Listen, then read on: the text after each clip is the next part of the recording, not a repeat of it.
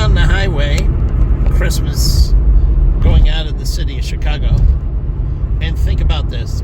So if you take somebody who is innocent and you rape them, it's a desecration, and for that desecration, we punish the predators, right?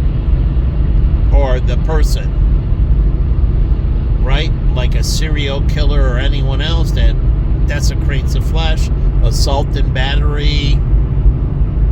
So if you're an innocent person like me, doing incredible amounts of good things, 2015, all before, and 16, and then they start desecrating you. Hold it, you're a victim and they're the predator. So I don't get it. But it seems like no one goes to jail for desecrating me, just as no one went to jail for desecrating Jesus or desecrating any of the disciples. No one went to jail. They got away with killing them all. No one got punished. No one served time. It's just like my life. Everybody gets to desecrate me, and no one gets to be punished. No one gets punished for their crimes against me. And I have to be constantly victimized. And I'll give you, like I said before, think about this. I meet Jennifer Kim, the love of my life, in 2002. 2.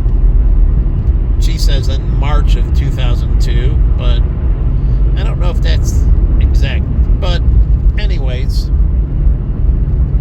what do I get is wrongfully terminated from my place of employment, GCG. I was producing. Now, she's there, we're dating. Now I'm a one-time loser getting fired. Then I go work for Dempsey Financial.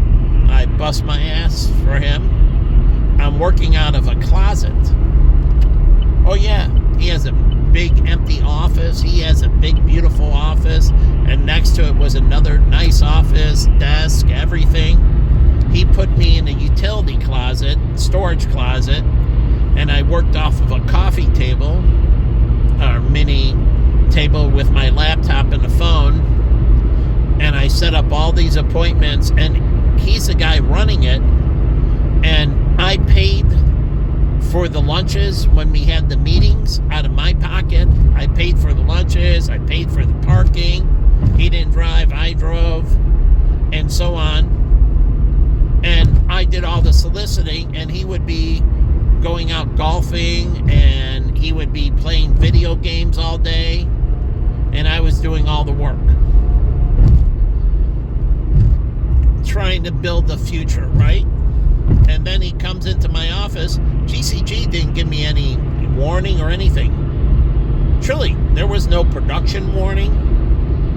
I didn't get any verbals or any writtens. They just came in one day into my office and said I was fired. And a guy named Marcus, he raided my computer trying to steal my contacts.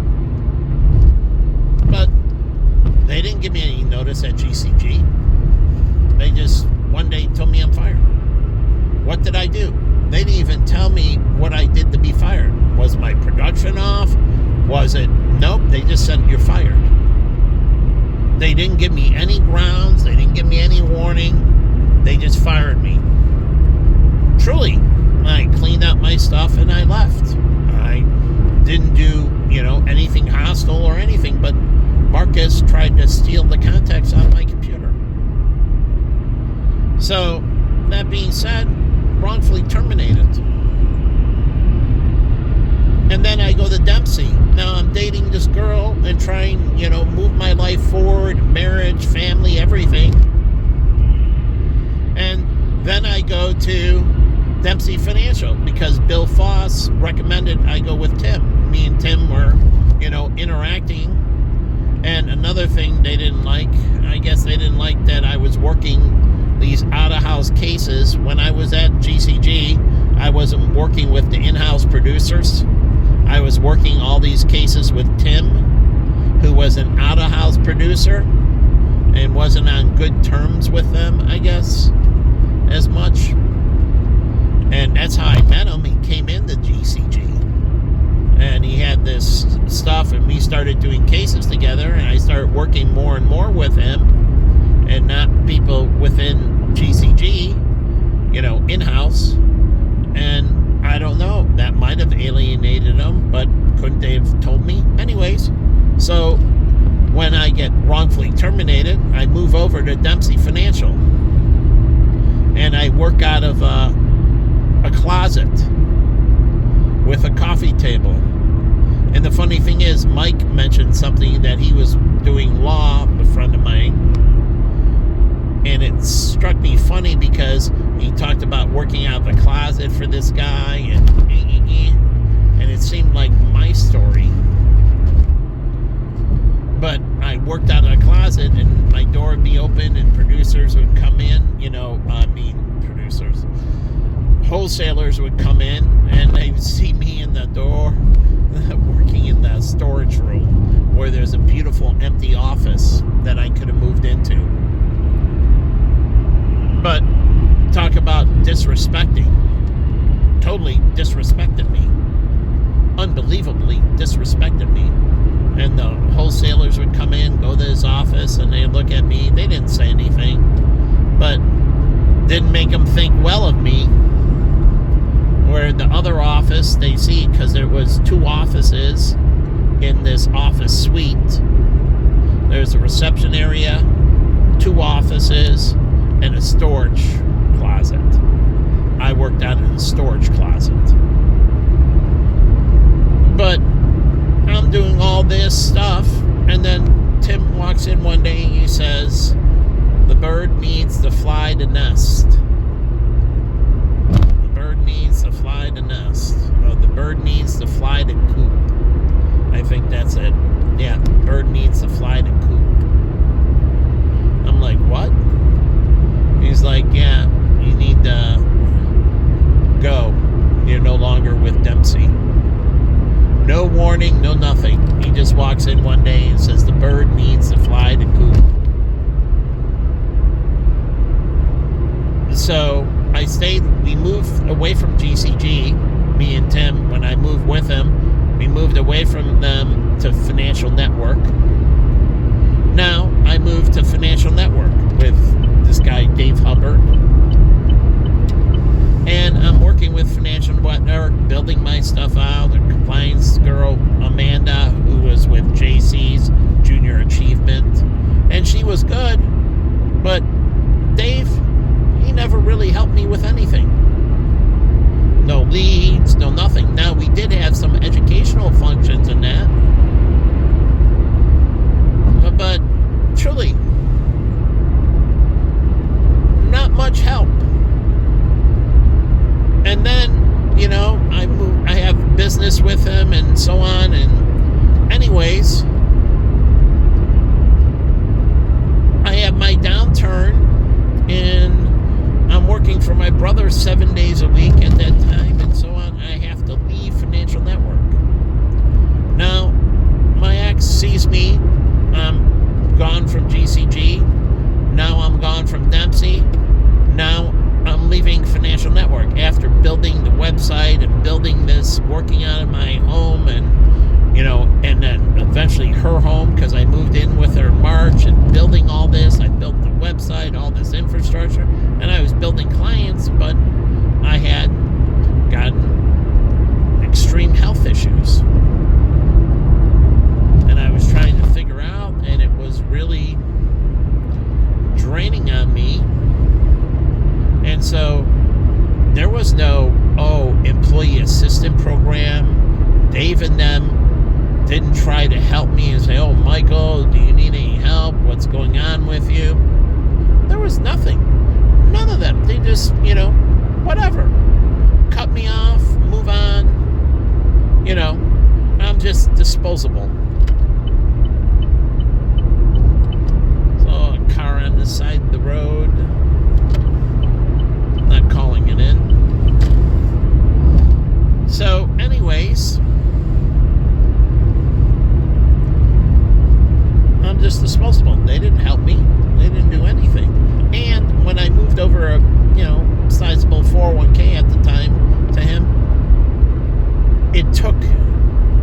almost 2 months to get paid for my commission after the 401k moved over and everything was completed. And I kept on having to call in, and I had to keep on chasing my commission for a couple months, and finally I got paid out. And each time they told me it would be there next week for 8 straight weeks. And then finally I got the check. Massive strain and tension on me. I needed the money right away, 8 weeks sooner. But they didn't care. And Dave, he didn't help me get my money. So it's interesting on how all these people. So now I'm out a third time. What do you think that looks like in my girlfriend's eyes? That all these people keep on terminating their relationship with me, where she's with this company, Real Foundations, and she's there. Smooth from the time I met her all the way through. And she bought a condo and so on. That's the one I moved into eventually in March of 2005. And everything is smooth for her. And my life is one turbulent thing after another. Not because I did anything wrong. I didn't do anything wrong. And at GCG, people screwed me over. I got into the high schools and that. We were doing with teachers and so on, with Harvey and so on. And somebody, I got in the middle of stuff, people doing unethical things, and I called them out on it. And people were upset that I called them out on their dirty pool.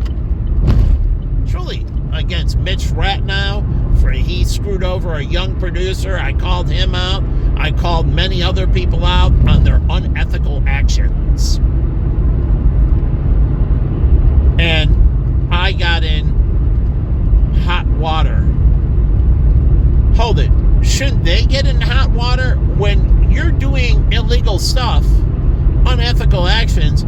Shouldn't it be the one, you be the one getting put in the boiling pot and boiled? But what do? They boil me. And this is me standing up for people. As God watched my whole life, I stand up for people. I stand against injustice, unrighteousness, and so on. And they throw me in the pot every time. And they let the unethical people stay, and their careers propel forward, and they live good lives and money, and they're cheating, rotting, lying, stealing pieces of scum.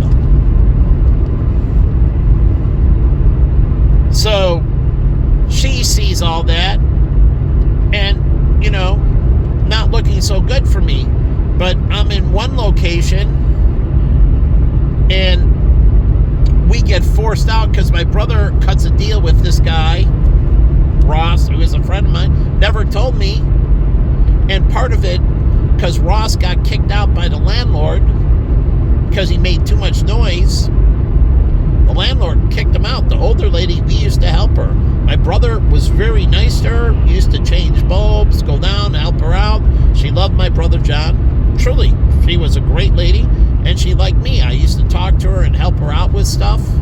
Ross would come up on the back stairs. He'd wear heavy boots, and boom, boom, boom, boom, and he'd be with a person, and they'd be talking and really loud and disturbing her. So when the lease came up for renewal, Mary, the owner, said Ross had to go. You can stay, John, but Ross, I'm evicting him. And that's what happened. So Ross had a mortgage license that his father sponsored that my brother needed to continue his mortgage business. And John said he'd buy the license for $10,000, and Ross's conditions: buy the license for $10,000, and you have to move out of the condo. Move out of your apartment. Beautiful apartment. It would have been better to stay. When we moved, we moved down the street, we had to pay higher rent. we would have saved hundreds of dollars a month staying where we were. And it was a great apartment. And so he forces out. My brother gives him $10,000 for the license. The license is no good. No good. Ross didn't care anything about me, because when he was evicting my brother, he was evicting me because I was going to move in and be a roommate with them. But his vengeance, he pushed me under the bus, and my brother didn't tell me, and I told him, if you would have told me, I would have took care of it with Ross. One way or another, he wouldn't have paid him $10,000 and he would have turned over the license. But the thing is, the license was expired and no good. So we moved out, paid $10,000, and my brother got a license that was worthless. License expired, corporation terminated or whatever. Truly, it was worthless. Ross didn't get back the $10,000. But we moved into this new place with the landlord, Stephen. And okay, on the 3rd floor, round the street, on the corner of California and Logan. And I do an inspection, like the place. We negotiate on it. It's a few more $100 per month than we were paying. And the place is a little bit smaller. The place we were with Mary were bigger, actually. And the bathroom was much nicer. Truly. Had all these shower heads. It had multiple shower heads on the wall. So you ever see a steam shower? But this had the shower above, and then it had jets on the wall. In front of you, on the side of you, and behind you. The 3 walls had jets. And so the water would hit you all around you, and you can adjust the jets, the shower jets. It was really cool. I've never seen a shower like that before or since. But it had the rain shower above, and then around on the walls it had water jets that sprayed you. It was a bigger place, a nicer place. Now his place was closer to Starbucks, but I did the inspection and everything. Getting back to that, I said, okay, we agreed on it and signed on it, and we got a move-in date because we were moving out and we had to move, okay? And the place wasn't cleaned well at all. And I said, hey, Steven, can you have this place cleaned better before you move in? Because if not, I'm not doing the lease, right? I wasn't going to. And he's like, no problem, I'll clean it and that. So we pack up, we're moving in, and I take the box up the stairs, the first box, and I open the door, and I go in, I'm like, he didn't clean the place. So I had to stop, and I had to spend a few hours cleaning the whole place before we moved in.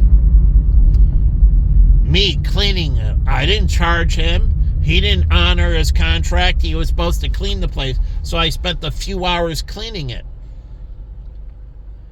And then, okay, now we're in the second place that we're moving into. Now I moved twice in Chicago. Right? From where I was to where I am. Basically, Ross forced us out of that place. Now I'm in Logan with Steven. My brother pays the rent with cash and forgets to get receipt. I go over the rent, and my ex, Jennifer Kim's right there with Steven. All the months and everything, we're up to date. We pay every month. But I mentioned to Steven that you never gave John, when he gave you the cash, any physical receipts for those rent payments. And no physical receipts. And I'm like, can I get some physical receipts? And he's like, yeah, next time we meet, I'll give you the receipts. So, next time we meet, he tells me we're evicted for not paying rent. I'm like, what? Yeah. Because John didn't get the receipts. Steven was supposed to give to me, and we paid him. He didn't find that we didn't pay. We went over everything. We paid. It was all confirmed right in front of, and my ex was there, and she was there, and he's like, you got to move out. So we move out. Now my ex is watching me get evicted. So I'm getting terminated from jobs, kicked out of properties, not doing anything wrong with the jobs or the properties. And then we have to move out. So we move out, but I spent several hours cleaning the place, head to toe. I left the place immaculate. You know, he still has our security deposit too, but still immaculate. And we move into the new place with Scott. And this Scott doesn't tell us he's going to sell the house. And so all of a sudden I'm in this new place and moved in, everything else, and it's not that nice. It's the worst place we lived. Actually, the apartment was. But whatever. And so we're living there and everything else, and then Scott tells me he's selling the house and you'll have to move out.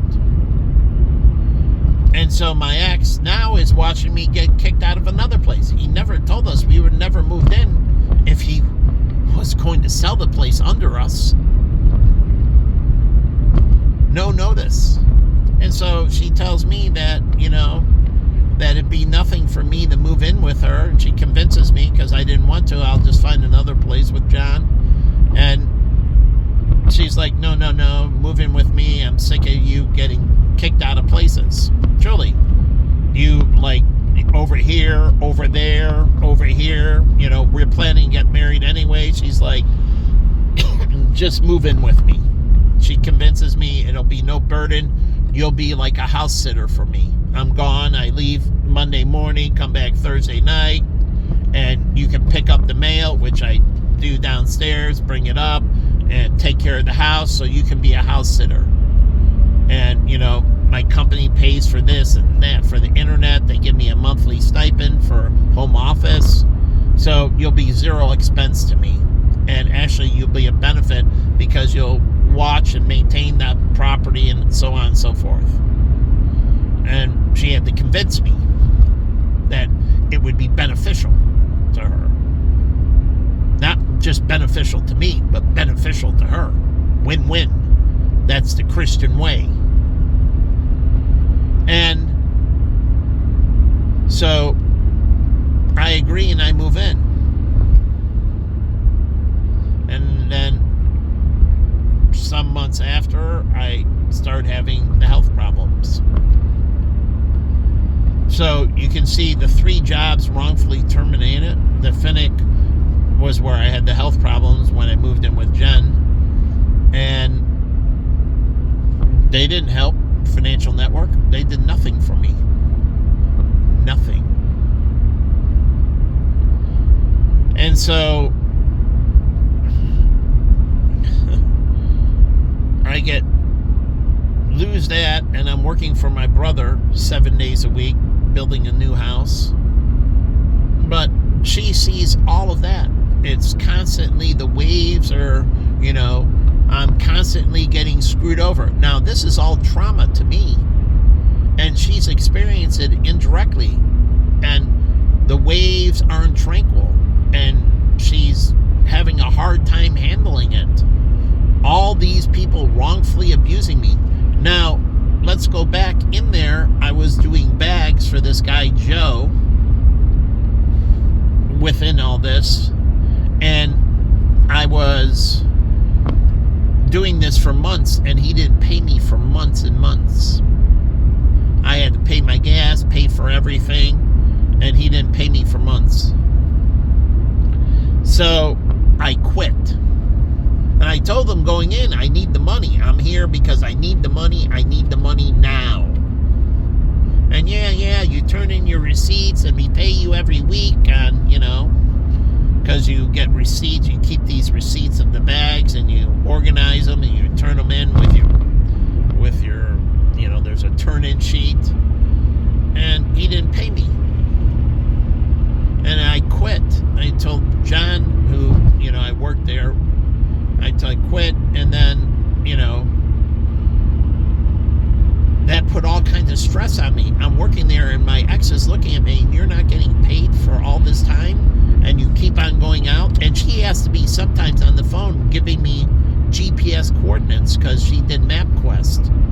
And so she gave me turn-by-turn guidance on MapQuest. Truly, she gave me turn-by-turn guidance on MapQuest. So I call her up and say, I'm here, going here, and I'm not. And she pulled up on MapQuest. But the reason she didn't mind doing it, she got to talk to me. So she'd rather me be at home spending time with her. But if I'm not, as she said, okay, I'll do this because I love you and I want to be with you. And if I can't be with you physically, at least I can be talking to you.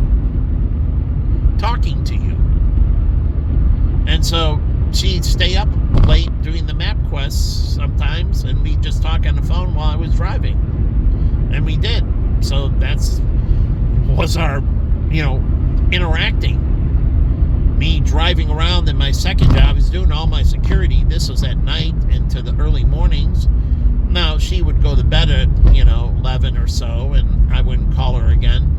But, again, she'd be on the phone for a few hours, and she helped me out if I needed, some clarification. And she'd give me turn-by-turn navigation. But I'm working for a guy that tried to take the stress off of me. So what happened? He doesn't pay me. My E&O insurance comes up for renewal. I don't have the money. I have to ask my ex for a loan. She gives it to me, but I cried and cried before asking her, and I didn't want to ask her. She gave me the loan for the errors and omissions, but he didn't pay me. I couldn't pay my insurance for my thing. People screwing me over. That's not the only time I got screwed over on commission, but I had another companies screw me over on commission, and I have to chase it for months and months. United Healthcare screwed me over on commission for months during the Christmas holiday. Before November, December, January, February, I didn't get the commission, I think, until March. They screwed me over and held my commission for months. My wholesaler was a jerk, never helped me once. But whatever, then I got all the back commission.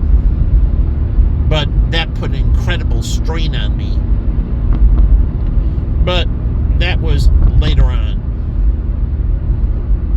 The point is, all these people screwing me over, and we're dating, and she doesn't have any of that. Her work pays her, reimburses her, takes care of her well. Her friends never cheat her, truly, as she told me, her friends have never stabbed her in the back, have never cheated her, have never done anything wrong to her.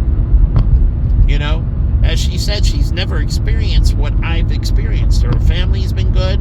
Yes, she had the turbulence with her father, but again, meaning that her father's business went under, but her mother stepped up and had the cleaners and was able to provide, and they had, all the, what they needed. And so she said, I never went through anything like you. And all this turbulence, I didn't bring it into her life. But I'm telling you this about relationships. They brought it in to the life. They brought in all the negativity. They destroyed my relationship with her. All these outside pieces of garbage. And they get away with it. In their lives, as I walked in, Marcus was the head of NAFA. I almost had a heart attack. I saw this guy, Michael Gluck, and when he told me, oh yeah, you're going in, Mike, good to see you. He used to run our marketing at GCG, and he's like, oh yeah, Marcus is in there, and he's the head of NAFA. I'm like, really? And And I'm like, wow, must be nice. So all these people on the top getting praised, and here I am taking in the shorts in every direction, busting my butt, helping all these people out, standing up for all the injustices and unrighteousness, and everybody screwing me from every angle. And that's just a little bit of my life. Jen knew about all the other wrongs. Then my partner David, he knew about all the other things, and then he saw the stuff that went on at GCG, at Platinum Wealth Solution. They screwed me many times. Unbelievably. And then they let me go because they said I didn't sign a paper. They said I had to go to therapy. I went to therapy. Did the therapy, said complied to everything. And they told me, you gotta go now because you didn't sign a piece of paper. What piece of paper? Never showed me the paper. There was no warning or anything. Just walked in. They walked in my office, said, come on in my office, let's have a conversation. I come in, he's like, sit down. He's like, yeah, I have to let you go because you didn't sign a piece of paper. What piece of paper? There's a piece of paper, we're transitioning and you didn't sign it, so I'm sorry, Michael, you gotta go. And so I go back to my office. He tells me right there, you got the rest of the day. Go back to your office, do what you need to do, and you got the rest of the day. Then he knocks on my door and he tells me, you got to, have a couple more hours or whatever. I'm like, okay. And I'm going through trying to figure out what I'm going to do. And then he comes back. First he tells me when he first fires me, I have the rest of the day. Pack up, take your time, no big deal, no hurry. Then he comes back and tells me I only have a couple hours. Okay, I kind of speed up things. And then he comes back and tells me, you got to go now. And my door's closed. I'm not talking to anyone. I'm not on the phone. I'm trying to figure out what stuff I'm taking. He tells me, you got to go now. And I'm going to personally escort you out of the building.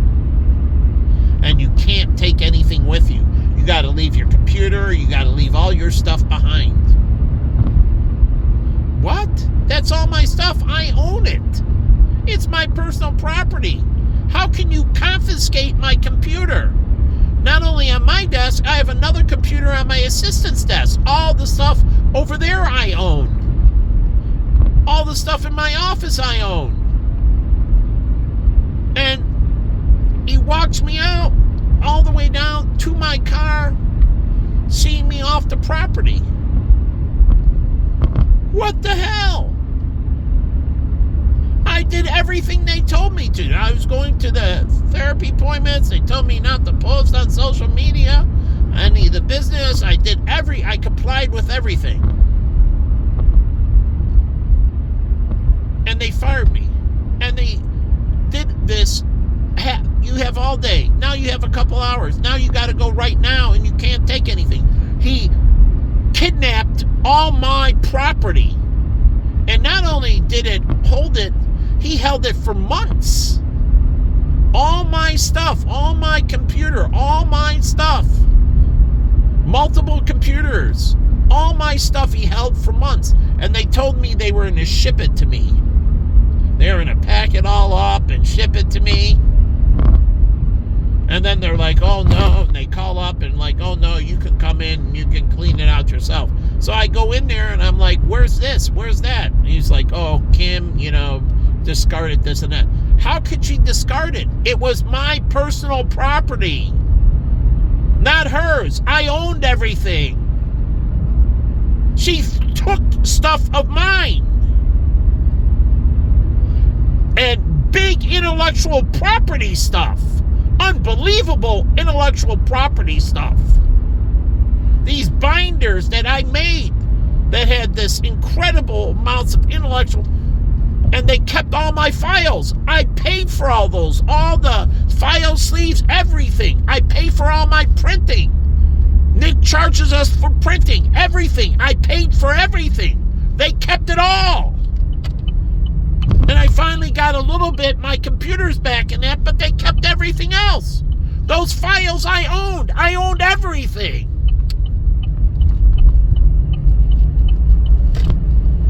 So everybody just beats on me, abuses me, steals from me, lies to me, cheats me. And I'm the one that keeps on going into the boiler. So God has watched my whole life like this, that they fry me and the evil people stay on top all the time. And I'm left on an island all by myself with all the trauma, all the poverty, all the wounds, all the pain, all the neglect. And it's just going on my whole life. So in 2016, I made an announcement that basically, if you hurt me, that you'll be condemned.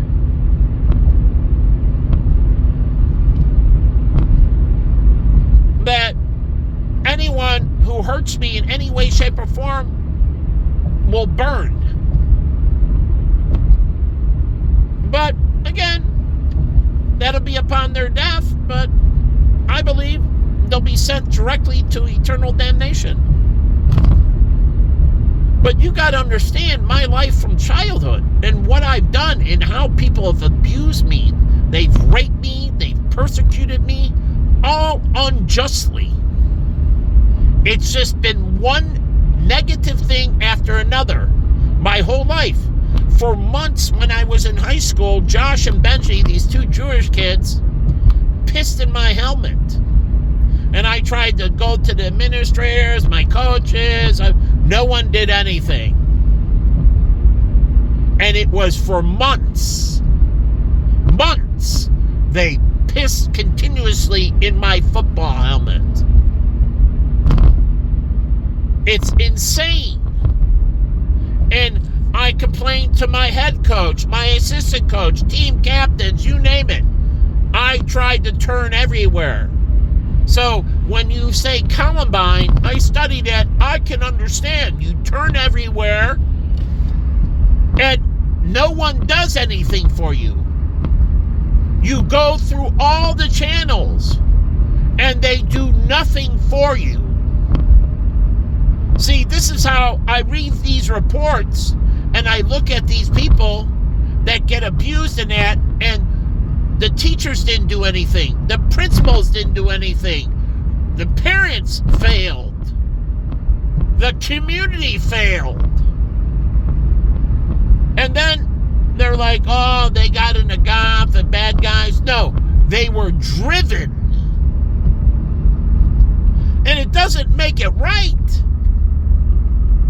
And I keep on finding outlets and things to overcome, but I can understand. Not everybody has the same ability to take pressure. I have several of my friends who've killed themselves. One blew out his brain in the parking lot, another hung himself in the hotel room. But again, those kids couldn't handle the pressure as much. But it comes down with the society constantly doing the wrong thing.